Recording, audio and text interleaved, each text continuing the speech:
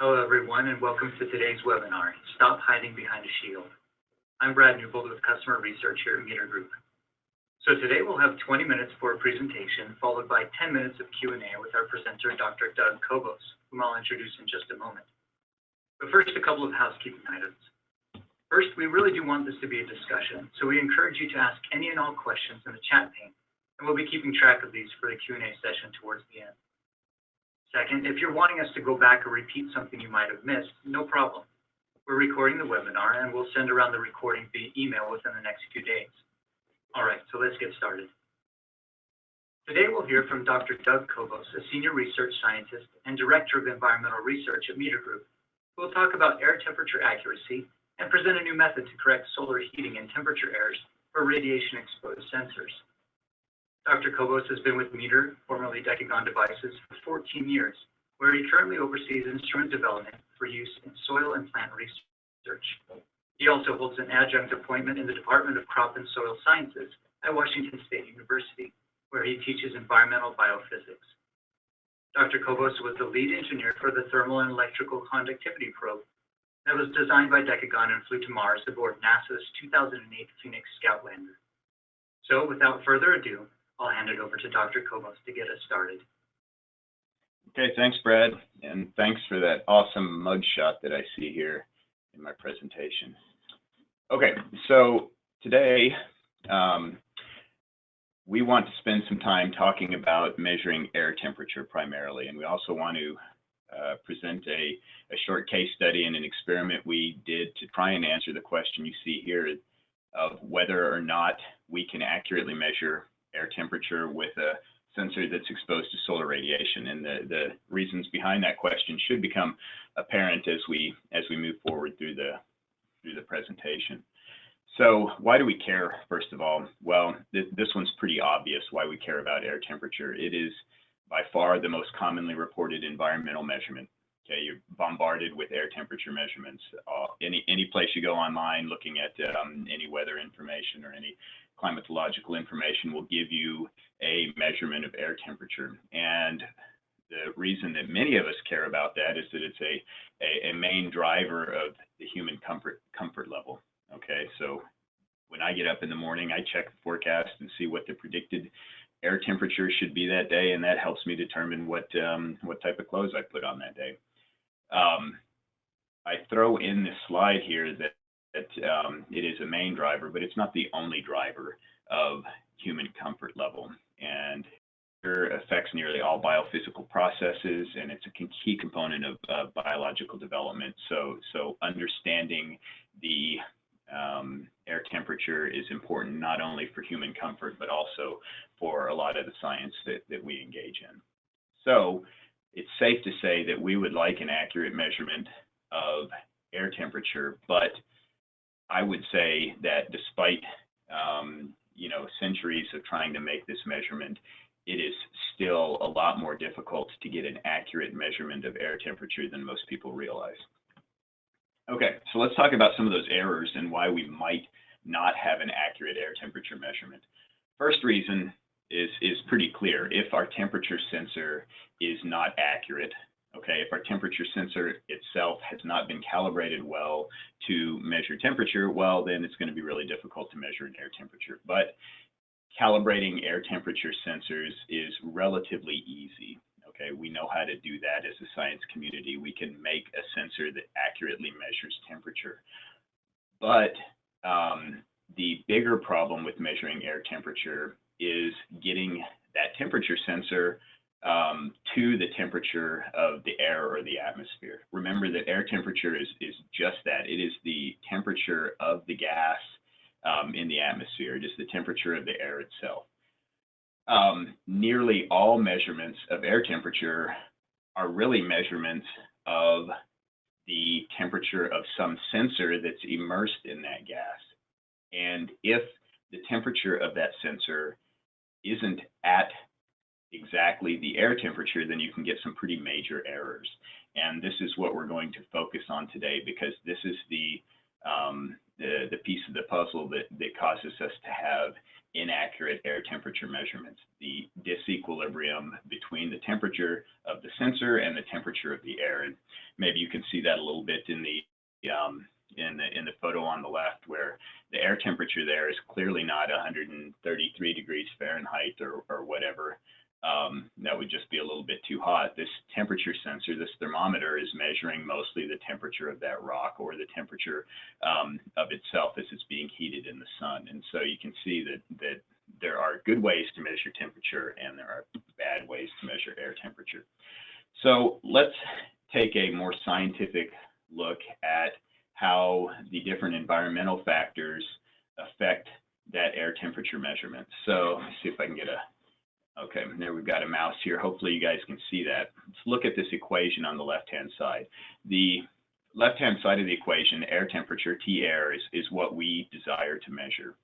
But that equals some measured temperature. This is what we're actually measuring, minus this whole term on the right side, which is our error term. And I want to take a closer look at the components of this. Note that this equation is derived from a simplified energy balance, just a first principles energy balance that takes into account convective heat transfer and radiative heat transfer to and from a thermometer. So let's look at the different factors here. In the numerator, okay, well, let me make the statement first that this entire error term, for us to get an accurate measurement of air temperature, this term needs to go to zero. Okay, this is our error, so we want to force this thing to zero so that air temperature equals the temperature that we measure. If those are equal, then we're doing a very good job of measuring an accurate air temperature. So in the numerator, we have an absorptivity to solar radiation and a solar radiation term, total radiation, solar radiation that's incident on our thermometer. Okay, these are in the numerator, so as these increase, our error increases. So what does this tell us? Well, we want the air temperature sensor to have a low solar absorptivity. Okay, we want it to absorb not very much radiation, solar radiation. And even more importantly, we don't want a lot of solar radiation incident on that sensor. So what should we do? Well, we should shade the sensor, of course. And that will drive the numerator towards zero, which drives this error term towards zero. Okay, we have a couple of terms here. This is the specific heat of air. Can't really change that. This is a kind of an empirical constant that describes boundary layer heat conductance, and we also lump a little bit of a conductive transfer into this term. So this one's a bit empirical. This U here is wind speed. Okay, so this wind speed is in the denominator, so we want wind speed to be very high. If wind speed increases, then this whole error term decreases. Well, why is that? Well, the more wind speed you have, the more tightly coupled the temperature of the thermometer is to the actual air temperature. And that, I think, makes intuitive sense as well. Higher the wind speed, the more convective heat transfer you have, and so that thermometer will come closer and closer to the air temperature as the wind speed increases. Okay, this is the characteristic dimension. The D is characteristic dimension, which in the case of most thermometers is just the diameter of that thermometer. Okay, as the characteristic dimension increases, since this is in the denominator, it actually goes into the numerator up here, and so as your characteristic dimension increases, your error will increase. That means as the size of your thermometer increases, the error will increase. So we want a small temperature sensor. Let's take a little bit closer look at the main drivers that we have here. I grabbed a graph from a Bugbee and Tanner paper that illustrates these effects pretty nicely. So let's look at the solar radiation part of this. They plot this in terms of net radiation. This RN is net radiation, which we could just call that a proxy for solar radiation in this particular case. So what you see here on the y-axis, this difference from air temperature, that's our error. Okay, we want this to be zero. This is the error that we're trying to avoid. On the x-axis is thermocouple wire diameter. Let's ignore that just for a second and focus on the change in error as a result of increasing solar radiation. So you can see that these four lower plots are at a relatively, well, a moderate solar load, 400 watts per meter squared net radiation. But as you increase that load to 700 watts per meter squared, you'll see that this upper plot, okay, has a much greater error because of the increase in absorbed radiation, or we could call that the increase in solar radiation. So it's pretty clear that as solar radiation goes up, you get much bigger errors in air temperature, or sorry, in the error, yeah, much bigger errors in our air temperature measurement. So let's look at the effects of wind speed. Okay, here's wind speed. Wind speed is plotted here. There's 0.3, 0.2, 0.4, 0.7, 1.2. So if you look at the lower four where the net radiation is the same for all of these, you can see that the error clearly decreases as the wind speed increases. So at the higher wind speeds, for instance, 1.2 meters per second, you have a relatively lower error in your air temperature measurement for the reasons that we talked about. And then the other that we want to talk about today is the characteristic dimension, or the thermocouple wire diameter, is where this is plotted in the graph. This is your x-axis value. So you can see that in all cases, as the wire diameter decreases, so does the error. Okay, so there's a direct relationship between the diameter of the temperature sensor, or the size of the temperature sensor, and the error that you could expect. Note that these data that are shown here are kind of the worst case scenario. These are from thermocouples that are just out in the environment with no shading and no shielding. Okay, but this illustrates some of the things that we can see from the first principles energy balance equation that you see on the left. Okay, so how would we make a good air temperature measurement? What's our best configuration? Well, we need to avoid solar radiation, so you need to shade the thermometer. Okay, I hopefully have time for this. I'm going to go there anyway. This is one of my pet peeves, and I apologize to anybody who's in the audience that has taken the environmental biophysics course that Colin Campbell and I teach at Washington State University, because they've already heard this. One of the things that we rail on when we're talking about air temperature measurement is you got to make your air temperature measurement in the shade. You never make a measurement in the sun. It's just a really bad idea. Just an anecdote, we have a grocery store here, Dismore's IGA in downtown Pullman, that as many grocery stores do, has a sign out front that advertises daily specials, and it also flips through and gives you the time of day, and it gives you the temperature, the air temperature. And in the summertime, at certain times of the day, sometimes when I'm coming home from work, that air temperature measurement will be off by 6 or 7 degrees C. Okay, it will be jacked way up. You're driving home and it tells you that it's 109 degrees Fahrenheit, and it's not 109 degrees Fahrenheit. And thermometer that sits out directly in the sun, and it has no wind. But I'm not sure that it's quite that bad. But anyway, when somebody says, "Oh man, it's so hot outside, it must be 100 degrees in the shade," well, my response to that is, well, you better be measuring it in the shade. It better be 100 degrees in the shade if you're saying that the air temperature is 100 degrees. If you're trying to make that measurement in the sun, then something's very wrong. Okay, I'll get off the soapbox and get back to the presentation and say that that you better make your measurement in the shade. Try and minimize solar radiation. The other ways that you increase the accuracy are to maximize the airflow. So I'll show you, I think on the next slide, some radiation shields that do shade the thermometer, but they also maximize the airflow. The best way to do that is to run a fan over it. Okay, pull air across your thermometer to make sure that you have high wind speed, and that the wind speed part of that equation is maximized. You can do that with a fan, but it's really power hungry. The other way to do that is to use some louvered radiation shields that look a bit like a pagoda, but allow wind to flow freely through, but still shade the thermometer. Those are not quite as effective as the aspirated shield, but certainly don't require any power. And then finally, you want to minimize the temperature, the size of your temperature sensor. You want to minimize that characteristic dimension.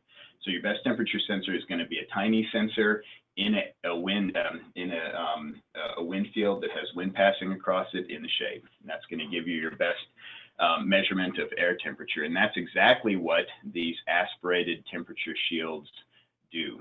So on an aspirated shield, this is kind of the standard or the reference method for measuring air temperature.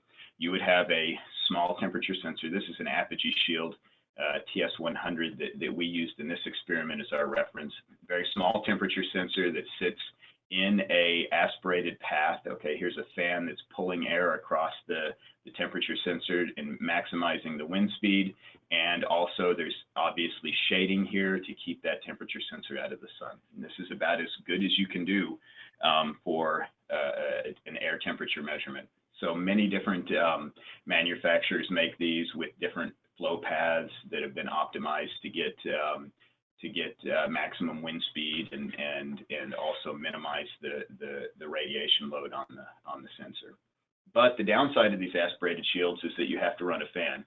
And if you're dealing with a system that doesn't have mainline power, that means you have to have bigger solar panels. You have to have more batteries to be able to run those fans. A fan, even a little computer fan, draws quite a bit more power than probably the rest of the entire environmental monitoring system. So many systems, many air temperature measurements use passive radiation shields like the ones that you see here with the louver design that allows wind to flow through freely, but relies on natural wind to aspirate or blow a little bit of wind across the thermometer, but these do keep the solar radiation off. Much less power consumption, probably a more common way to make air temperature measurements, but I borrowed some data here from Mark Blomquist and Bruce Bugbee from a book chapter that's coming out in an ASA publication here pretty shortly that shows the average error in daytime air temperature measurements from 3 passive radiation shields. And you can see that once you get down below about 1 meter per second wind speed, you can get some pretty substantial inaccuracies in your air temperature measurement. So there are trade-offs between these passive shields and those actively aspirated shields. Now, what I want to talk briefly about today is the air temperature measurement that we make on our new ATMOS 41. So ATMOS 41, if you're not familiar with it, is a multi-parameter compact weather station that measures precipitation, solar radiation, wind speed and direction, air temperature, vapor pressure, and humidity, atmospheric pressure, and some lightning parameters. So it's basically an all-in-one weather station that is made to be super easily deployable and makes scientific grade measurements, but without the price tag of some of the high-end MET stations that are, $5,000 to $15,000. So why do we care about the air temperature measurement here? Well, obviously we need an accurate air temperature measurement, but look, our temperature sensor, you can see it here, is exposed to some solar radiation. Okay, big no-no. I've just been railing on how in the heck could you possibly think, even imagine making a air temperature measurement in the sun or where you have some exposure to solar radiation. Note that this is shaded from high sun angles, but it can get some reflected radiation and some radiation at low sun angles. So our question was, well, we're going to try and make this air temperature measurement where we know we're going to get some exposure to radiation, but we're using a really small temperature sensor, okay? And the ATMOS 41 measures solar radiation and wind speed. So if we know the solar radiation, if we know the radiation load, and we know the wind speed, can we correct this measurement of air temperature and get a good accurate measurement? So that is the experiment, the case study that I want to talk about today, with the question of whether we can use wind speed and solar radiation to correct that air temperature measurement on this ATMOS 41. So our experiment, we used that Apogee TS100 aspirated shield as our air temperature reference to give us our real measurement of air temperature. And then we compared that air temperature measurement from the ATMOS 41 and just a standard passive radiation shield to that referenced air temperature measurement from the Apogee TS100. Collected air temperature data over a variety of environmental conditions, cloudy to sunny, and then what we did was we optimized that energy balance equation. So we used that K value and the solar absorptivity value as fitting parameters to force the experimental data to fit the actual air temperature data from the TS100. And once we optimized those parameters, then we validated our correction and our model with data from multiple units. So let me show you the data we used for our model optimization. These were from last September, and what you'll see here is, on the y-axis you have the temperature, air temperature error. So this is the difference between the apogee measurement and the other measurements that we made. And on the y-axis is just time. So these are time series data.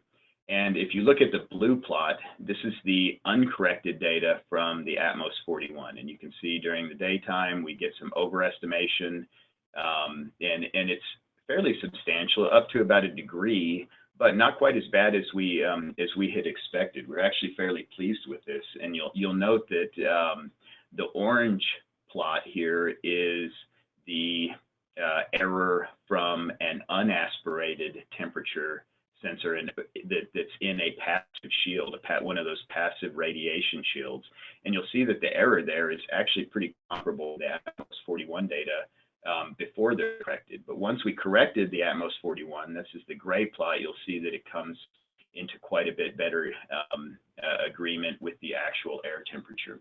One thing to note is that we had to limit the upper end of the solar radiation that we used to correct the data, because we were overcorrecting under very high radiation conditions, and so we had to impose a limit at the top end, and that resulted in a much better data fit. So you'll notice here that the uncorrected ATMOS 41 had a 95% confidence interval of 0.6 degrees. The non-aspirated had a even worse accuracy or confidence interval, and once we corrected the ATMOS 41 data, then that dropped down to about 0.4 degrees, which is a pretty respectable number considering that the non-aspirated shield is quite a bit higher than that. So this summer, and in fact these data are just from a couple of weeks ago, we validated these validated our model with 7 ATMOS 41 units instead of a single unit. And the black trace that you'll see here is the air temperature from the TS100, and then all of the other colors, those are the temperature measurements from the ATMOS 41 units after being corrected. And from a plot like this, everything looks super good, okay? We see quite small errors, but it becomes a lot more apparent when you actually plot the error instead of the magnitude of air temperature. And so what we see here is that we're nearly always within 1 degree C of the actual air temperature. All 7 units are. And if you look at the bias, we have some with a slight positive bias, some with a slight negative bias, some with no bias. So we're splitting the difference there. That's very good. And the 95% confidence interval for each of these units is about 0.6 or less. And so we're feeling pretty confident that our our model and our correction is effective when used across a population of sensors instead of just a single sensor. So our conclusions, or the take-home point, is that we are pretty confident that our first principles energy balance based air temperature correction is effective. It's doing a good job of correcting the air temperature and giving a good, accurate air temperature measurement, even though we have some radiation exposure on our sensor. Our biases are low, and we have a pretty tight accuracy spec that we can write there. And one of the things that was a little bit surprising is that the corrected results in air temperature are probably about on par with passive shields, and maybe a little bit better than air temperature measurements that you can get from passive radiation shield, and that is pretty encouraging to us. One last thing that we wanted to do is give a shout out to our friends at TOMO. For those of you who aren't familiar with TOMO, TOMO is Trans-Africa Hydrometeorological Observatory. And this is a nonprofit group that is trying to really improve the lives of the people in Africa, and specifically the African farmer. And so if you're interested in learning more about that, head to the website you see there, metergroup.com/TAMO. These guys have been development partners on the ATMOS 41 with us for several years now, and are doing really great things in Africa. And if you wish to support their cause, there is an app for your iPhone or Android where you can get a little exercise, improve your life, and for any little bit of exercise you do, you actually are donating money from Meter to TAMO to help fund the things that they're doing in Africa. So if you're interested in that, then feel free to head to the website. Okay, with that, I will take questions. Let me see if I can figure out how to get maybe it's in the chat here. Okay, so if you guys want to write through some questions, please do. Oh, I see them up here. Also, it sounds like there will be a pop-up once the presentation is over that will ask you a few poll questions. I'm keenly interested to know how long you would like these virtual seminars to be. Ran a little bit longer than 20 minutes that we allotted today, but interested to see if people would like these to be longer or shorter. Okay, let me see if I can grab some of these questions.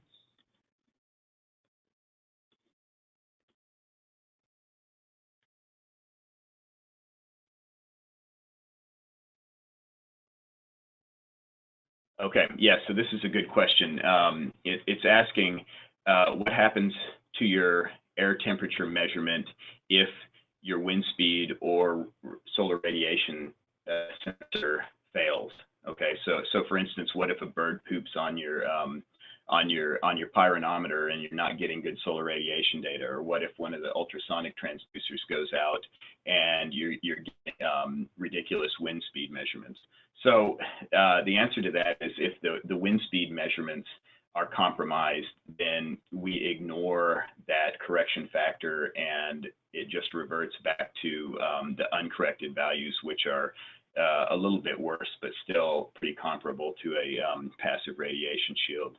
If the radiation sensor fails, if it is obscured for some reason, then that's going to put the correction off a little bit. Okay, so it's going to underestimate the solar radiation, so you're going to get a little bit artificially high air temperature measurements, but no worse than leaving the correction off.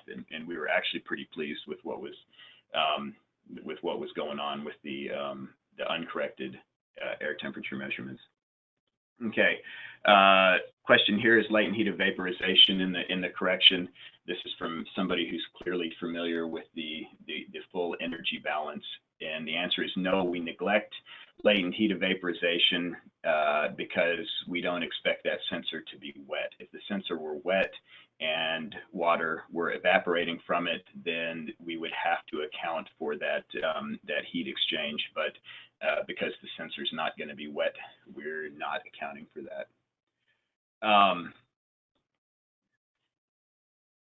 This is a good question. Do you have any experience in using the chimney effect in order to create natural airflow with the passive radiation shield? No, we do not. My experience with the chimney effect has primarily to do with the toilets that our U.S. Forest Service puts in the national forest, that they have a big black chimney that pulls air from the stinky stuff and out a chimney. It's blackened, so the air in that rises, and so it keeps that stinky air from flowing back into the area where people might inhabit. But never used that for the air temperature measurement, but it is something that would be intriguing to try and aspirate a air temperature sensor passively under high solar load. So there's a possibility that could be a good method.